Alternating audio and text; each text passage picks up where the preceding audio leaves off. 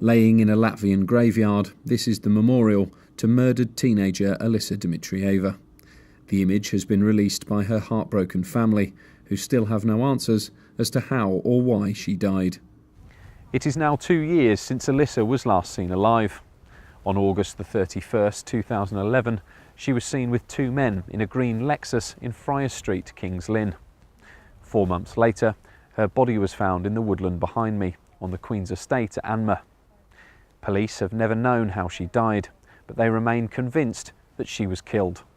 The circumstances that Alisa were found are suspicious. She didn't come here of her own accord. Somebody has brought her here, and we need to know who that was and why that happened. Alisa moved to the UK from Latvia with her family in 2009. She lived in this house in Wisbech with her grandmother and her father while studying English at college. But it was in this remote part of the Queen's Estate where her body was found on New Year's Day. Detective Inspector James has led the investigation into her death. 2 men from Wisbech were arrested on suspicion of her murder last year, but they were later released without charge. The police have continued their investigation, with appeal posters targeted at the local Eastern European communities who may have known Alisa.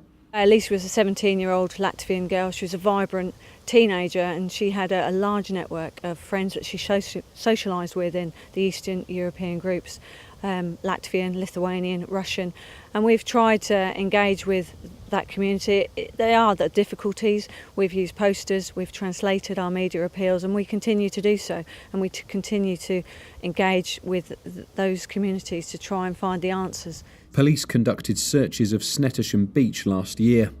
They believe Alisa may have spent part of the evening she was last seen socialising at the beach.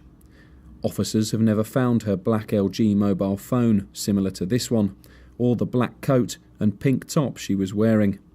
But 2 years after Alisa's disappearance, they remain determined to bring her killer to justice. She was a 17-year-old girl. She had a whole life ahead of her.